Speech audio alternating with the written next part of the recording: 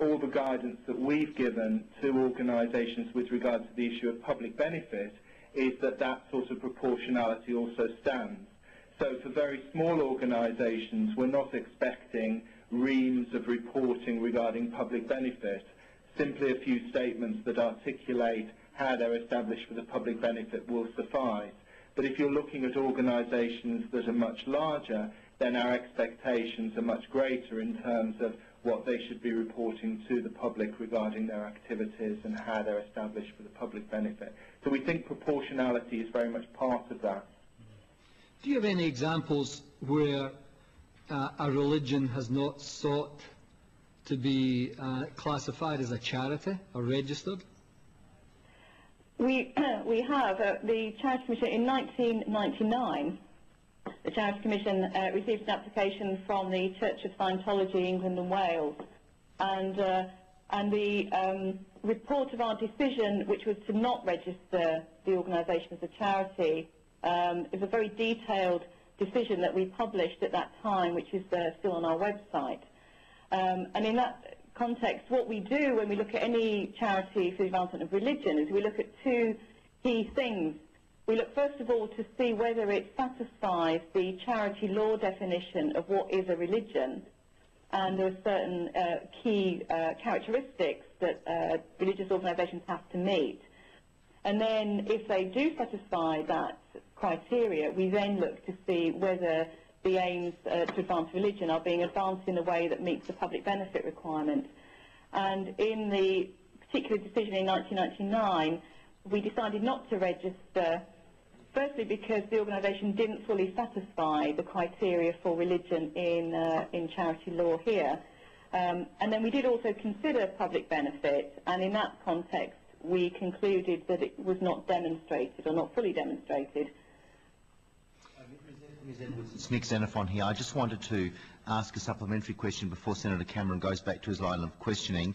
When the Church of Scientology of Australia and also New Zealand representatives gave evidence earlier today, a reference was made to this decision, this 17th of November 1999 decision of the Charities Commission, and I don't want to misrepresent their position, but I think, and my colleagues will pull me up on this if I'm wrong, is that there was some suggestion that because of the 2006 law that was passed, that that decision could be reviewed or would be subject to either review or a fresh approach. And I think that's broadly in those terms, that they felt that because the 2006 law could lead to a revisiting of that decision.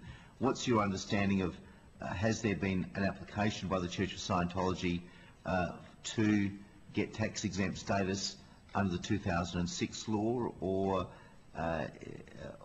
is it now back to square one by virtue of the 2006 law? What is the status of the 1999 decision? Joanne Edwardes here. No, that 1999 decision is not subject to review.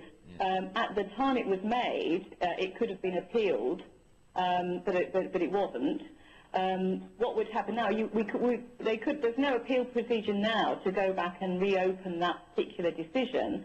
Of course, it would be open to any organisation such as the Church of Scientology to reapply for registration if it chose, and we would obviously consider the application afresh and reach a view. If our view was still that the organisation was not charitable for the public benefit, they would have the opportunity to seek a review of that decision, and that would go through our new charity tribunal or ultimately to the courts. But of course that would basically be looking at a new application from the organisation rather than a revisiting of an old decision, because that decision was made on the basis of the information provided to us at that time, which of course was some years ago now. So that's the situation. David Locke speaking, but we've not, to my knowledge, received any application from the Church of Scientology in England and Wales, and our view very much is that the guidance that we've issued is a statement of the legal position.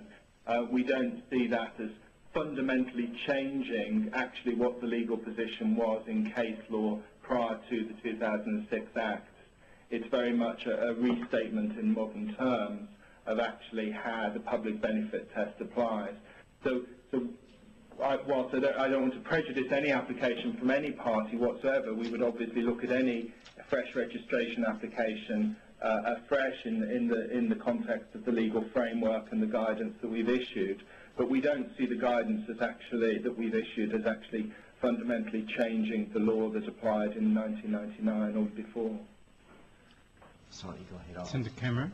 Yeah, thanks. One of the issues that I've raised with the witnesses is the question of the public benefit and how you deal with the issue of vicarious liability, that is the actions of individuals employed or part of a church. When does the actions of those individuals become so bad that there would be no public benefit? Joanne Edwardes here. Really, that's a question of how the organisation itself manages those sorts of issues. Obviously, in any organisation, things can arise, and it's all about how the trustees that deal with those situations, whether they had policies and procedures in place to mitigate risks of detriment and harm. And in our guidance on public benefit, where we talk about detriment and harm, one of the factors that we say that trustees should be aware of is that obviously keeping risks of detriment and harm to a minimum and managing them, and obviously dealing with any issues when they arise and dealing with them effectively. I think it would become a question of public benefit if there was evidence to show that there was something inherently unreasonable about the way in which the organisation was doing that, and that if it was sort of endemic throughout the organisation and affected its ability to operate for the public benefit. That would be pretty extreme, of course, but that's when it would become an issue. It's about whether the aims of the organisation are for the public benefit. That's the test that we have here. But of course, it has to operate for the public benefit. And if it shows, and there's evidence to show this, that it's not capable or will not operate for the public benefit, they have no sufficient child protection policies in place, for example, to deal with protecting vulnerable beneficiaries, for example. Those are the things that we would look at very carefully. And, if there are significant concerns, then it could affect the organisation's ability to demonstrate that it satisfies the public benefit requirements. The New Zealand Charities Commission indicated earlier today that for the first time the New Zealand public had now an idea how much public funding was going to charities, and that prior to the establishment of the Commission it was guesswork. It seems to me that's the situation we're in Australia at the moment, and I'm wondering if the establishment of the UK Charities Commission has given the public an idea how much money is being spent on charities, what the benefits are, whether any analytical work's being done by the Charities Commission on that expenditure. David Locke speaking, Senator. Any organisation that is a charity in England and Wales that has an annual income in excess of £5,000 or about $8,500 Australian dollars has a legal obligation to register with us.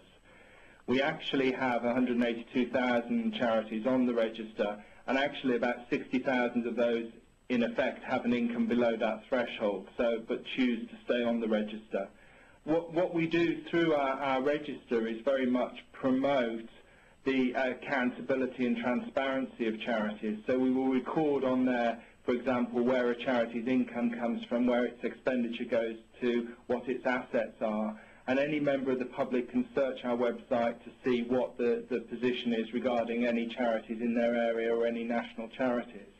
And very much part of our regulatory model is to ensure that the public have trust and confidence in charities, and we think the accountability and transparency of the sector in terms of where its income comes from, where its expenditure goes to, is really a very central part of that.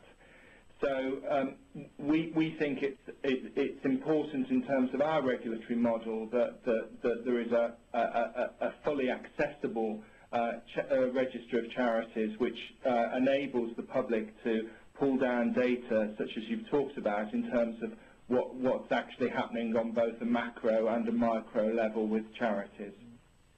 And certainly, I think, from my knowledge of the Australian regulatory framework,